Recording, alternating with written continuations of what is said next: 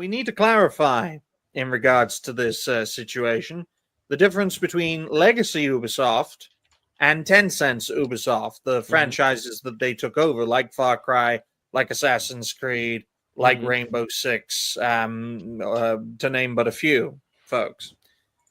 And legacy Ubisoft, which is the rest of the company. And I think it's legacy Ubisoft that it's on its last legs. I mean, Tencent does this all the time.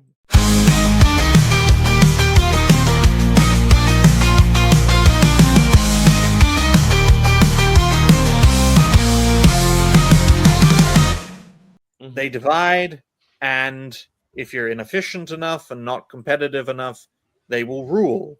As you can see right here. Let's try a new thumbnail. Not thumbnail. Let's try a new loadout. Is that better? No, not really. Let's just do that. That's fine.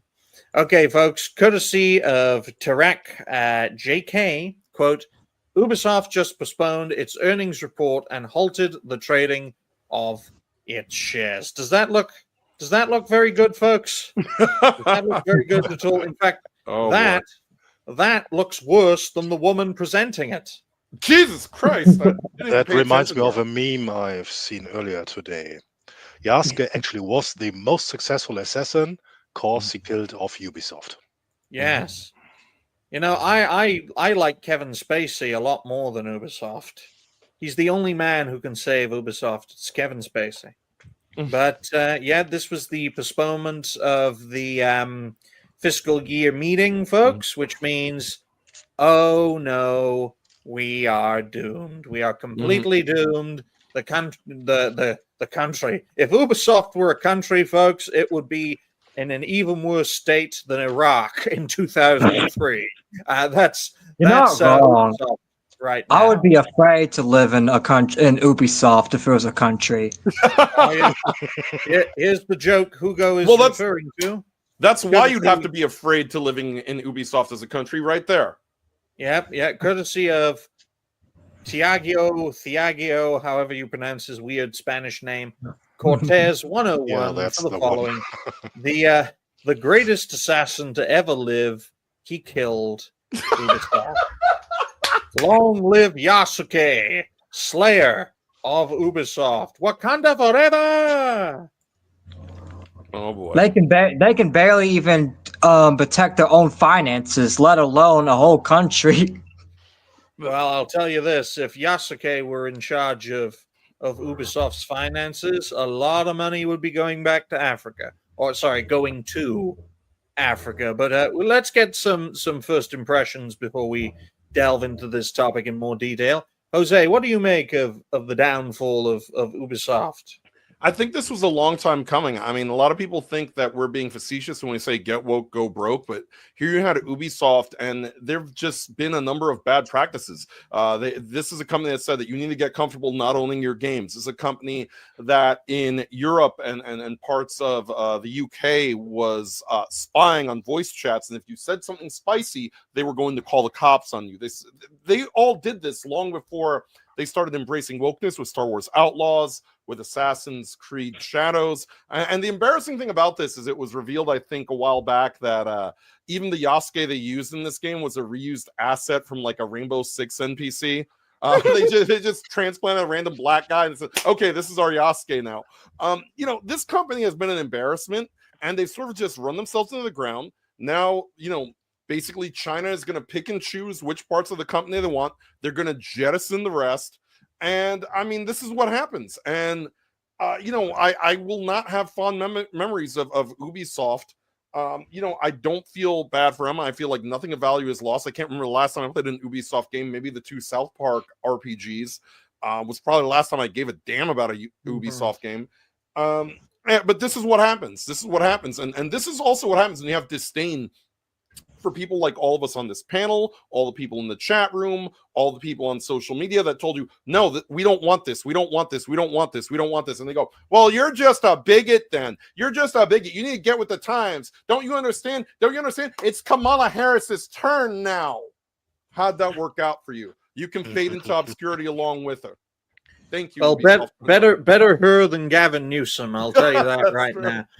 But Plamini, What do you make of the demise of Ubisoft?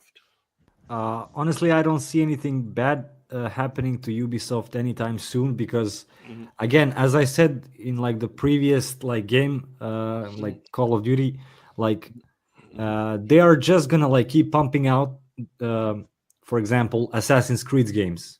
They're just gonna like put it in a new country and do it way more polished, and they're always gonna have a user base for those kind of games. So honestly, I don't really see anything bad happening to them. This is more of like in my opinion, like a short-term fall, which happens anytime to any company. The next Far Cry, for example, I think it's gonna get like way overhyped, and I believe it can actually deliver because now they are in a spot with AI that they can actually polish out games way better. So I think they're one of the companies that are gonna use this as a benefit.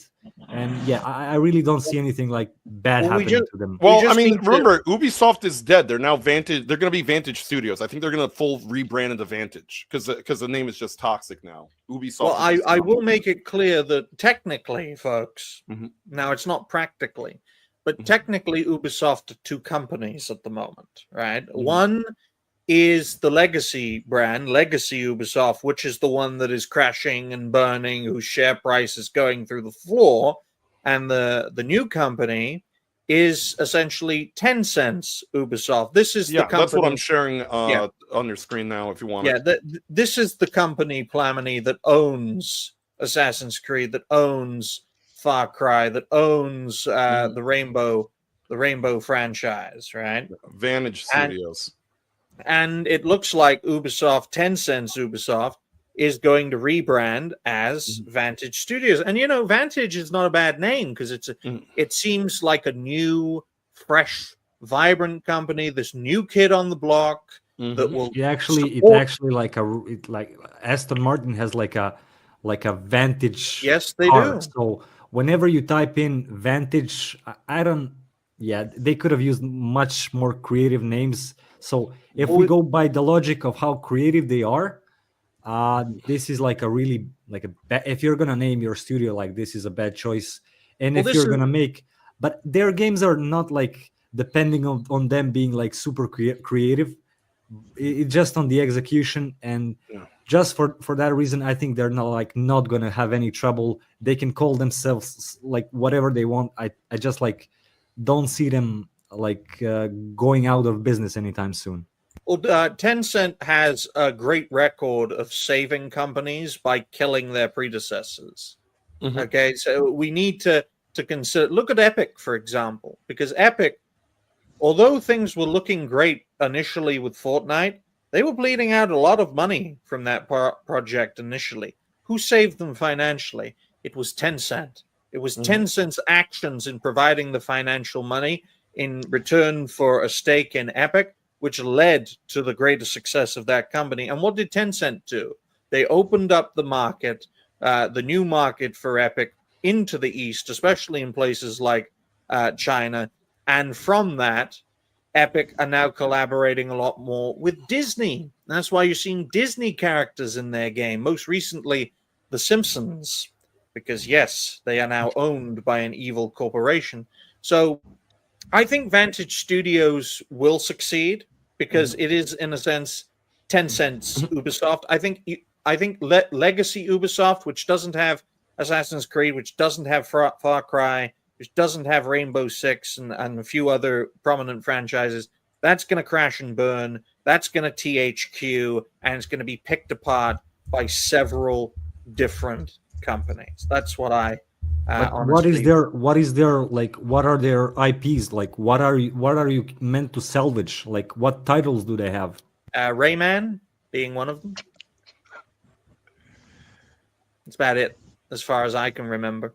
But Ubisoft have a record. What was that, Hugo? That's one too many title left for them. I know.